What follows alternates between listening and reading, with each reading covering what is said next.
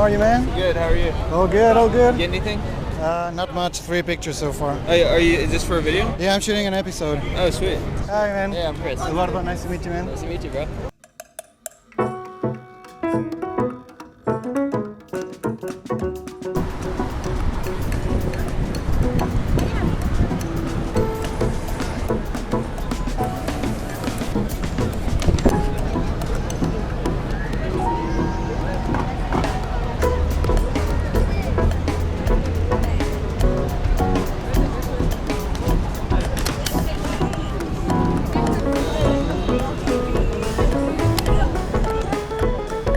¿Puedo tomar una foto? ¿A ustedes dos? Sé que se puede. Vale. Muchas gracias.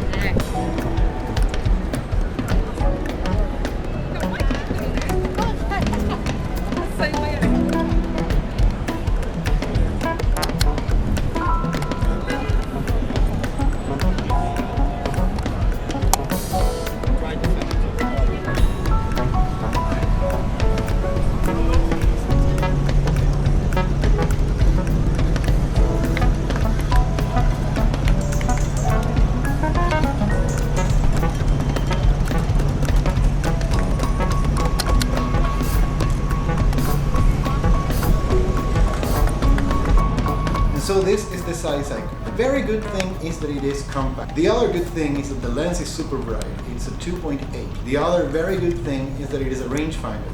So it is really good for focusing and be ultra precise. As you can see over here, the camera has 2 windows. One of them, this one, is for focusing and the other one is for composing. So when you focus, you put your eye over here and you focus by doing this movement over here.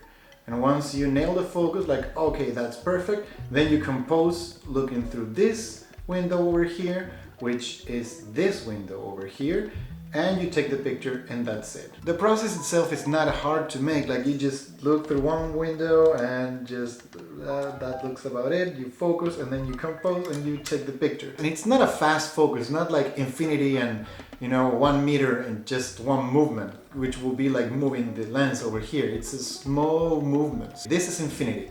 Now I'm gonna go to the closest distance possible. All right, this is how fast I can go. 3, 2, 1, go. There you go. And this is like from one extreme to the other, but if you want to be precise about it, and go. There.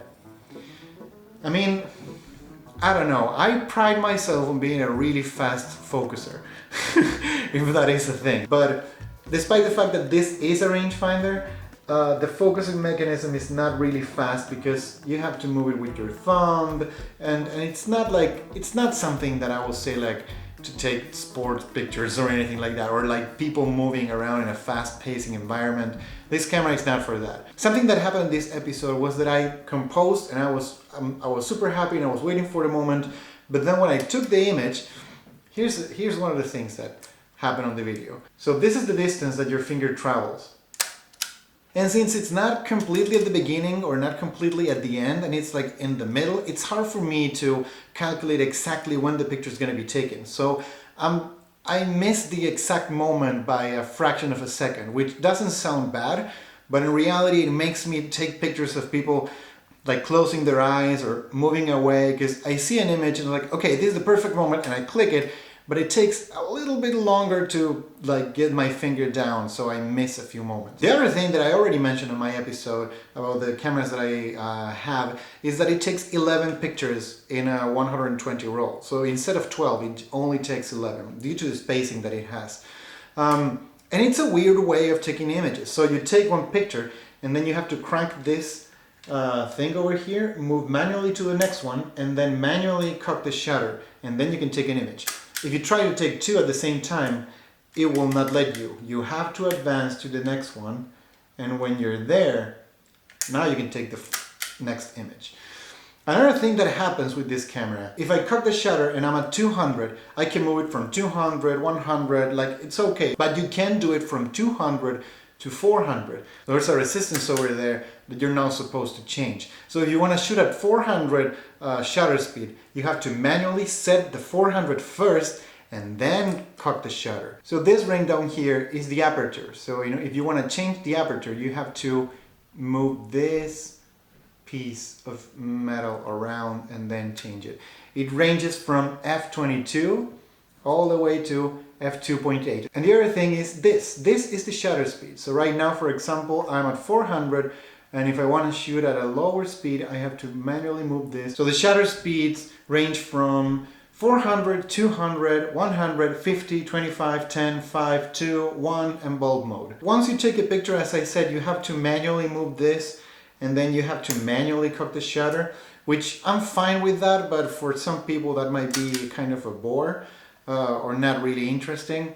I don't care, honestly. It would be much easier if this was automatic, but it's not. Regarding if I like this camera or not, I don't know, man. This is a complex camera because I bought it once I tried the Mamiya 6 and I really enjoyed the Mamiya 6, the rangefinder one, smaller, it's foldable. I wanted a camera with a 2.8 lens to take some portraits on the street or when the lights go out and it's like really dark outside.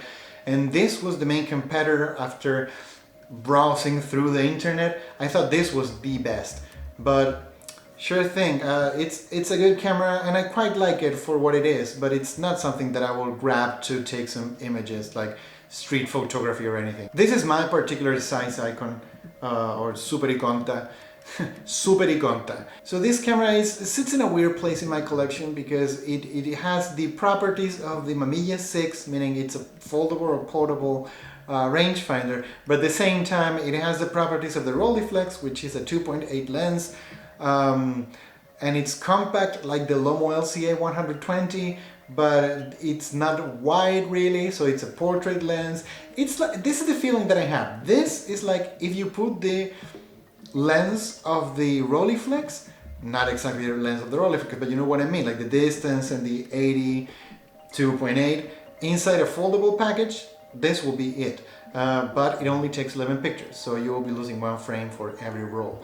Is that a deal breaker?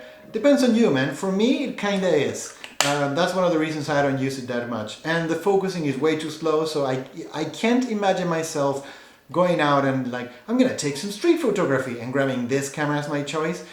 That would not be the case. But if you're looking for this particular model, or if you're thinking of, oh man, I would really love to have a camera that had a 2.8 lens and I could go outside and take some pictures with a rangefinder and just have a lot of time to compose, then this is your camera. That's something I barely ever or never do, so I don't use it that much. But if that's what you want, then look no further. This is your best option. Besides, look how gorgeous it is. It's so beautiful. And that will be everything. Thank you so much. I'm trying to enjoy myself and taking pictures in the city again. I've been reluctant to take pictures outside, and you have noticed this.